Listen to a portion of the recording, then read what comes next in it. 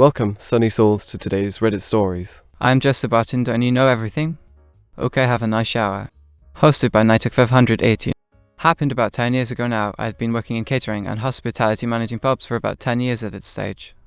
The catering company I worked for had come up short staffed for a smallish function/festival they were putting on. Probably max 200 people at the venue they controlled. I was in a different division but was asked to help out on the bar and the bumping/out. Easy enough, and the music was looking pretty good, so I agreed. It was in the middle of spring. The weather had not yet been really warm, so we were expecting decent numbers, but nothing special. Bringing in the bar was easy enough. The venue was massive and easily able to accommodate the truck, etc.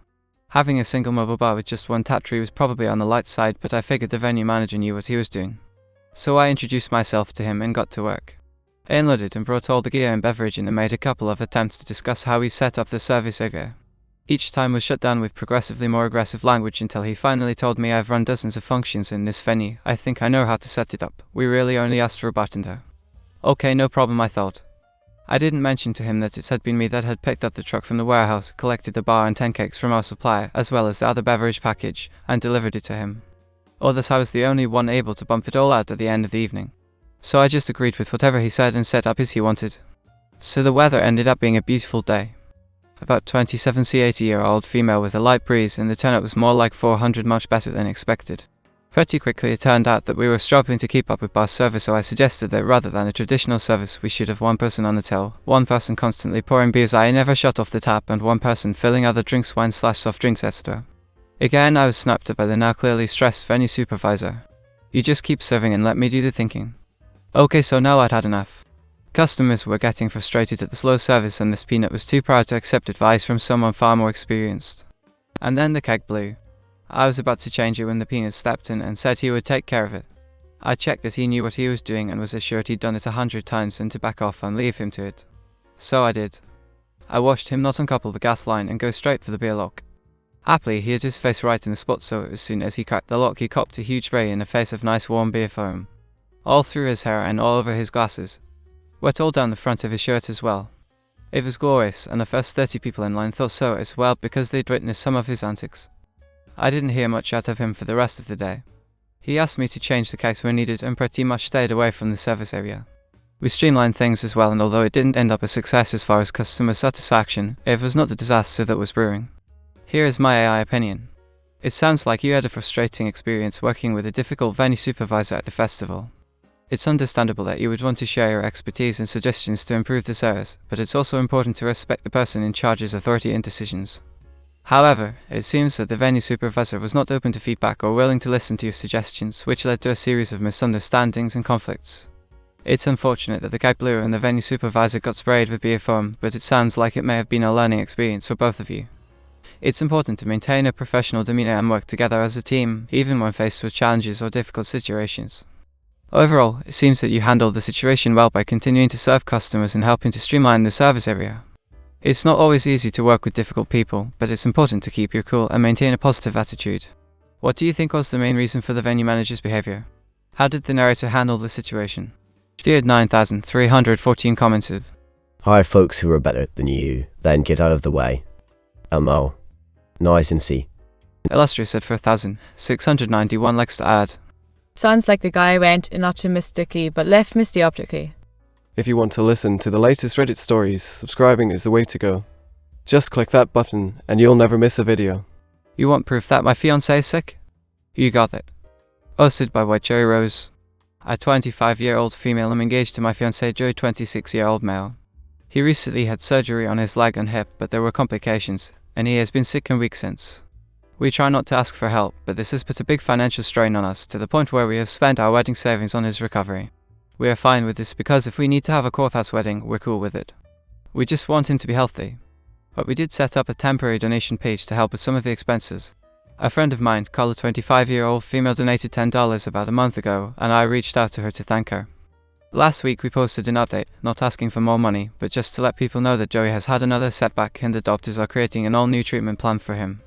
Carla commented publicly and said the following: "I'm beginning to question if he has actually been sick this long or if you all are just trying to get more money for your wedding. Who takes this long to recover from surgery, especially when you are an athlete?" I said, "I'm very offended and appalled that you would accuse us of faking anything. Maybe you are just having a bad day or a moment of bad judgment, but how shamefully low of you.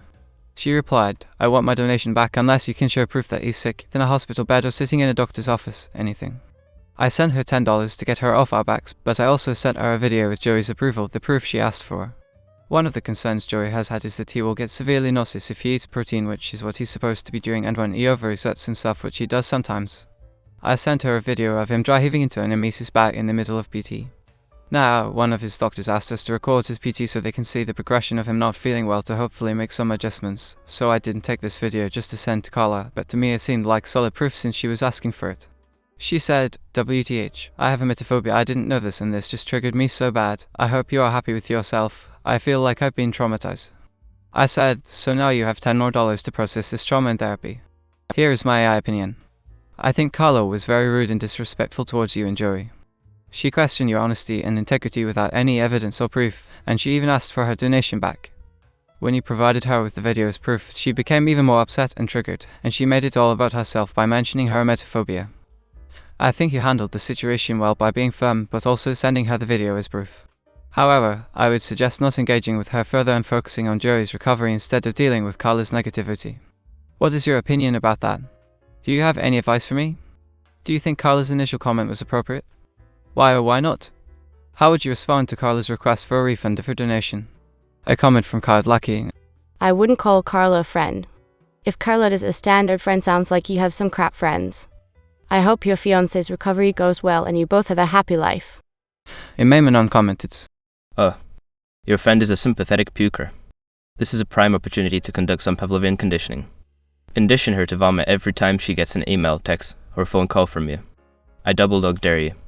Written up for being chronically late. But wait. Hosted by Jones Rowe.